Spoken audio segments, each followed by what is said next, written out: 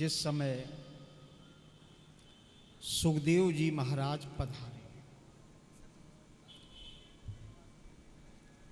तो शुकाचार्य जी महाराज का सबने पूजन किया। परीक्षित जी महाराज ने सुखदेव जी महाराज के चरणों में प्रणति प्रस्तुत की और ज्यों ही प्रणति प्रस्तुत की तो सुखदेव जी तो सबके हृदय में आज भी विराजमान हैं। सर्वभूत हृदयम मुनिमान तोष, ऐसे सुखदेव जी महाराज ने परीक्षित जी के प्रश्नों की सराहना करते हुए कहा। और आज की कथा का ये पवित्र श्लोक, पहला श्लोक भगवान बांके बिहारी को समर्पित करते हैं। मन एकाग्र करें। इस लोक के बिना इस लोक में जीव का कल्याण नहीं है। भागवत के जब तक श्लोक नहीं सुनोगे तो इस लोक में तब तक कल्याण नहीं होगा।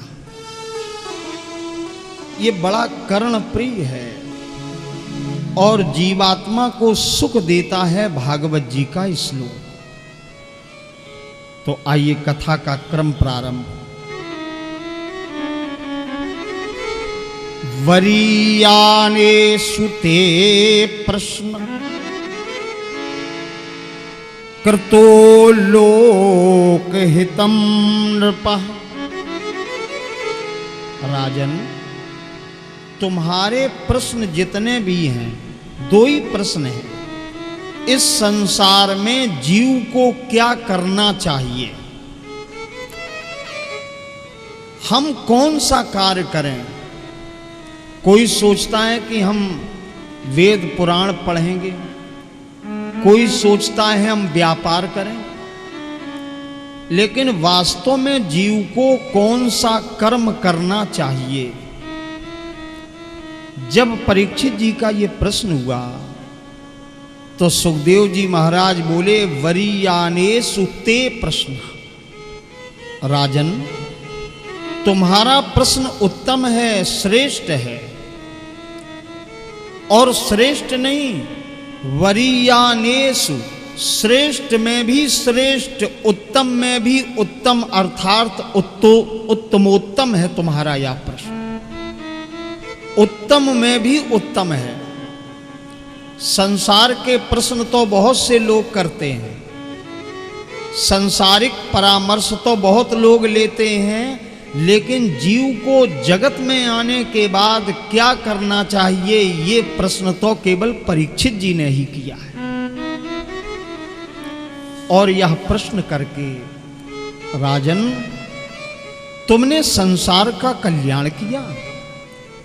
तुम्हारे जैसा आत्मचिंतक विचारक श्रोता मिल जाए तो वक्ता को भगवान के गूढ़ चरित्र प्रस्तुत कर देने चाहिए। प्रेम से बोलो राधे राधे। भगवान के चरित्र कैसे हैं, गूढ़, गूढ़ चरित्र प्रस्तुत करने चाहिए। और यही बात रामचरित में है, गूढ़ऊ तत्व न साधु दुरावे और आरत अधिकारी जहां पावे। परीक्षित, एक बात बताओ। सुखदेव जी ने पूछा, क्या कथा सुनना चाहते हो। परीक्षित जी बोले, महाराज कथा सुनने के लिए ही तो उपस्थित हुए हैं गंगा के किनारे। सुखदेव जी ने कहा, पहले कथा सुनने की धारणा बनाइए। परीक्षित जी बोले, महाराज धारणा बनेगी कैसे, क्योंकि अभी तो धारणा राजकाज में जुड़ी थी, अभी तो मेरी धारणा में संसार था। लेकिन अब हमें बताइए मेरे गुरु जी, हे आचार्य, ये धारणा बनती कैसे है। बड़ा अच्छा शब्द है, धारणा कैसे बनती है। तब सुखदेव जी ने पुनः एक श्लोक सुनाते हुए कहा, जितासनो जित श्वासो जित संगो जितेंद्रिया। पहले हम आसन को जीत लें, आसन जीत करके बैठे। कथा में आए तो कोई तो अपने ऐसे बैठा है, कोई कोई कुछ नहीं तो ऐसे ही हाथ लगाए, जैसे बिहारी जी ने जबरदस्ती बैठाला हो कि बैठ जाओ यार। जित आसनों, आसन को जीत करके हम कथा में बैठे। मेरुदंड को, रीढ़ की हड्डी को सीधा करें, क्योंकि जब मेरुदंड सीधा रहता है तो मन कभी इधर उधर नहीं जाता। और जित श्वासो, प्रत्येक श्वास को जीत करके बैठे। हमारी कोई भी श्वास संसारिक गुण धर्म में फंसनी नहीं चाहिए। श्वास श्वास में हमें परमात्मा का चिंतन, स्मरण, स्तवन करना चाहिए। और जित संगो, संग को जीत के बैठे। विद्वानों का पवित्र धाम है। संग शब्द का अर्थ है आसक्ति से। आसक्ति को जीत लें, और जब तक सांसारिक आसक्ति बनी रहेगी तब तक उपासना कभी नहीं हो सकती। 3 शब्द हैं, राग, विराग, अनुराग। संसार में कहीं भी मन लग जाए इसका नाम है राग, और संसार से मन हट जाए इसका नाम है विराग। लेकिन वैराग्य भी बीच में है। संसार से मन हट तो गया है वैरागी का, लेकिन अभी खोज चल रही है उसकी भी। जब वैरागी का मन भगवान के चरणों में जुड़ जाता है प्रेम से, तब बनता है शब्द अनुराग। सांसारिक लगाव है राग, सांसारिक लगाव से हट जाना ये है वैराग, और भगवान के चरणों में जुड़ जाना ये अनुराग है। परमात्मा की प्राप्ति अनुराग से होती है। मिलहि न रघुपति बिनु अनुरागा। केवट चरण धोता है तो अति आनंद उमगी अनुरागा, चरण सरोज पखारन। जनक जी ने राम जी को देखा तो इन्हीं बिलोकत अति अनुरागा।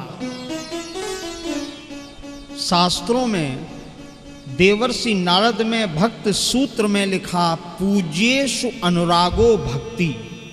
अपने पूज्य के चरणों में जो अनुराग है, न राग हो न विराग हो, जो अनुराग है उसका नाम ही भक्ति है। और जब तक अनुराग नहीं तब तक भक्ति पूर्ण नहीं हो सकती। तो जित संगो, कामनाओं को, वासनाओं को, आसक्ति को जीत करके कथा में बैठे। अब मन तो बंधा है घर में और बैठे हैं कथा में, तो फिर भागवत का फल प्राप्त नहीं होगा। जित इंद्रियां, इंद्रियों को जीत करके और भागवत जी की कथा का अमृत पिए। मन जो स्थूल स्वरूप में उपस्थित है, इस मन को भगवान में लगा देना चाहिए। अब परीक्षित जी बोले, महाराज ध्यान लगेगा कैसे? भगवान के चरणों में ध्यान लगाएं। भगवान का स्वरूप कैसा है? तो भगवान के विराट स्वरूप का वर्णन सुखदेव जी ने किया कि उनके जो तलवे हैं वो पाताल है, उनके पैर की जो एड़ी है उसको कहते हैं तलातल। भगवान के पूरे शरीर में 14 लोकों की परिकल्पना करते हुए सुखदेव जी महाराज ने राजा परीक्षित को भगवान के विराट स्वरूप का वर्णन करके समझाया। इसी श्लोक का भाष्य रामचरित में है, पग पाताल शीस अज धामा, अपर लोक अंग अंग विश्राम। ऐसे प्रभु में अपनी धारणा बनाइए। परीक्षित जी बोले, महाराज क्या करें, ये अहंकार कथा नहीं सुनने देता। अहंकार कथा से मन को दूर करता है। सुखदेव जी ने कहा, राजन परीक्षित, अहंकार कभी समाप्त नहीं हो सकता और अहंकार कभी दूर भी नहीं हो सकता। अगर कोई मनुष्य ये कहे कि मैं अहंकार नहीं करता, तो उसके अहंकार न करने का जो दावा है वो भी तो एक अहंकार है, वो भी अहंकार है। जहां तक जीव ये कहे कि मैं ये कभी नहीं करता, तो उसका ये कहना भी तो अभिमान है, अहंकार है। अगर कोई साधक ये कह दे हम तो भगवान की 11 माले रोज करते हैं, तो ये कहना भी अहंकार है। इसलिए अहंकार से दूर जीव नहीं हो सकता बिना परमात्मा की कृपा से। तब वर्णन किया, राजन परीक्षित, ये पृथ्वी जितनी बड़ी है, इस पृथ्वी से 10 गुना अधिक है जल, और जल तत्व से भी 10 गुना अधिक है अग्नि तत्व, अग्नि तत्व से भी 10 गुना अधिक है वायु तत्व, और वायु तत्व से 10 गुना अधिक है आकाश तत्व, आकाश तत्व से भी 10 गुना अधिक है अहंकार, और अहंकार से 10 गुना है महतत्व, और महतत्व से 10 गुनी अधिक मूल प्रकृति है, जो परमात्मा की एड़ी और पिंडली के बीच केवल 10 अंगुल जगह में निवास करती है। इसको दशांगुल न्यास कहते हैं। ऐसे परम पिता परमात्मा में परीक्षित मन को लगाना ही धारणा है। परीक्षित, और कोई समस्या? परीक्षित जी बोले, महाराज क्या करें, माया का प्रभाव ऐसा है कि कथा नहीं सुनने देता। सुखदेव जी बोले, तो जैसे अहंकार नहीं समाप्त हो सकता, वैसे माया भी कभी समाप्त नहीं हो सकती। यदि परमात्मा की माया न होती तो न हम होते और न परीक्षित तुम होते, न परमात्मा का अवतार ही होता। ये संसार भी ना होता अगर माया ना होती। आदि शक्ति जेहि जग उपजाया, सो अवतरी मोर यह माया। ये तो माया ही है जो अखिल ब्रह्मांडों की रचना करती। लव निमेष मह भुवन निकाया, और रचे जासु अनुशासन माया। इसलिए माया का विरोध मत करो। सुखदेव जी ने माया के 2 रूप बताए। माया का एक रूप है आवरण शक्ति, और एक रूप है विक्षेप शक्ति। प्रेम से बोलो राधे राधे। माताओं को नींद आ रही है, ये भी एक माया है।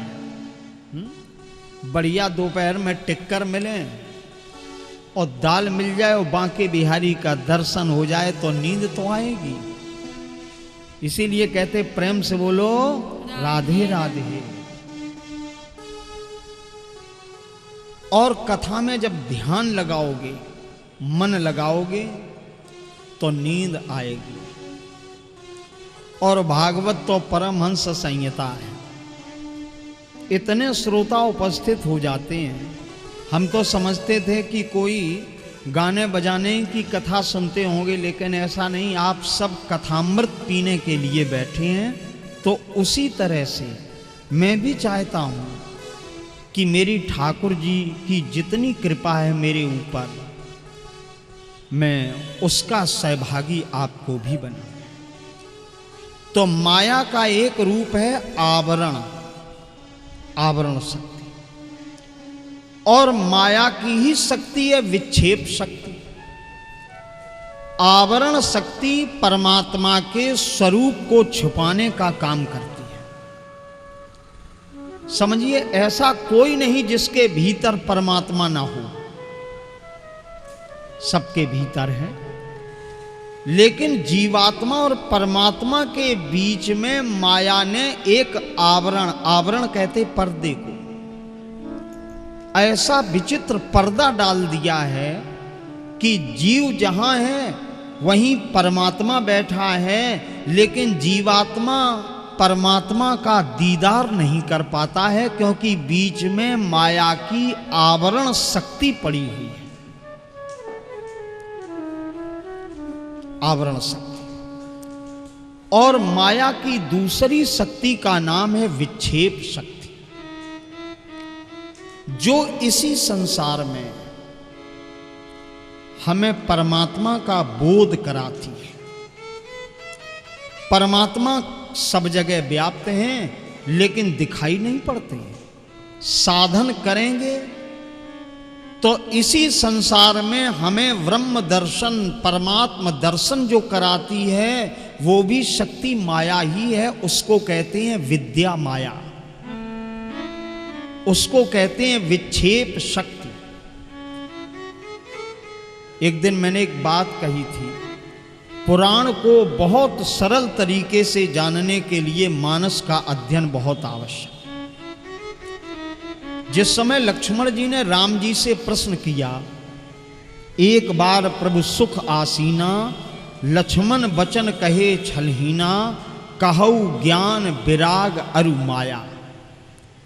वहां भगवान राघवेंद्र सरकार ने माया के दो स्वरूप बताए, एक का नाम विद्या और दूसरी का नाम अविद्या। विद्या माया जीव को ब्रह्म से जोड़ती है, और अविद्या माया जीवात्मा को सांसारिक बंधनों में जकड़ती है काम पूरा माया का ही। इसलिए राजन परीक्षित, ये माया अलग नहीं हो सकती। तुम केवल कथा की शरण में बने रहो, भगवान का चिंतन करते रहो, तो माया से पार हो जाओगे। ये माम प्रपद्यन्ते मायाम एताम तरन्ति ते। भगवान कहते हैं जो मेरी शरण में रहता है वो मेरी माया से पार हो जाता है। अब बताओ राजन, तुम क्या सुनना चाहते? परीक्षित जी बोले कि महाराज, जिस समय कई चतुर्युगी बीत जाती हैं, कोट चतुर्युगी का समय निकल जाता है और सृष्टि में प्रलय होती है, तब इस विश्व की, ब्रह्मांड की, संसार की रचना परमात्मा कैसे करते हैं, ये चरित्र हमें सुनाइए। आइए बड़े प्रेम के साथ अब कथा आपके मूल गंतव्य तक आई है। ये कथा का जितना भी कठिनतम पथ था, वो बिहारी जी की कृपा से हम लोगों ने पार कर लिया, क्योंकि कथा तो संसार की ही है और परमात्मा भी संसार के कल्याण के लिए ही नाना रूप बना करके आते हैं, और उसी को हम अवतार कहते हैं। तो दो पल प्रभु नाम का संकीर्तन और इसके बाद सृष्टि की रचना का प्रसंग प्रारंभ होता है।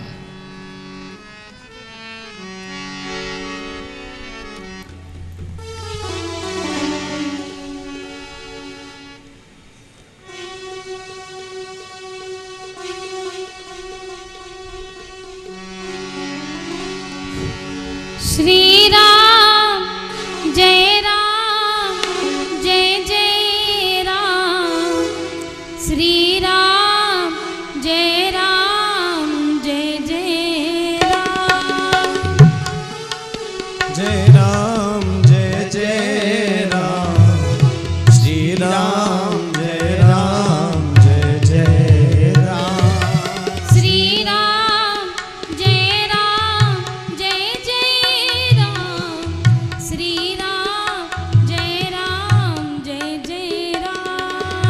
श्री राम जय राम जय जय राम, श्री राम जय राम जय जय राम।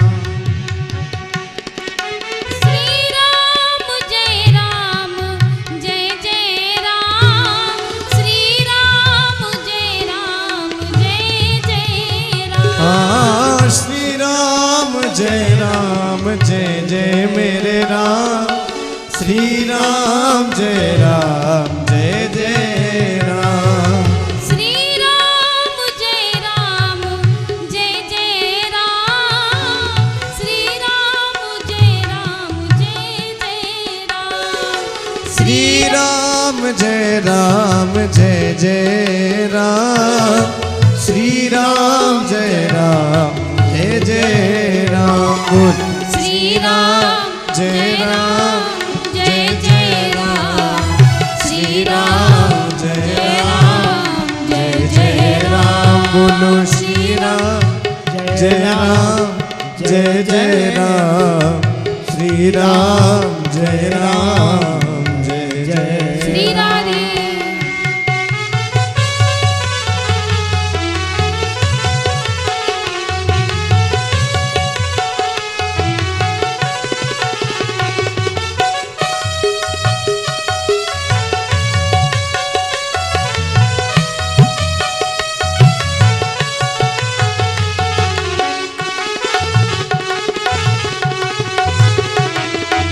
हरि बोल।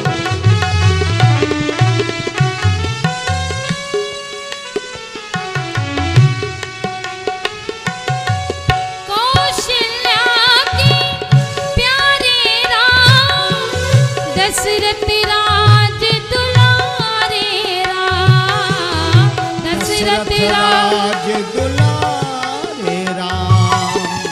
कौशल्या के प्यारे राम, दशरथ राज दुलारे राम, दशरथ राज दुलारे राम। कौशल्या के प्यारे राम, दशरथ राज दुलारे राम, दशरथ राज दुलारे राम। बोलो श्री राम जय राम बोलिए। जय जय राम, श्री राम जय राम जय जय राम। श्री राम जय जय राधे श्री राम जय जय राम। राधे। बोलिए वृंदावन बिहारी लाल की। जय हो। बोल बाके बिहारी लाल की जय हो।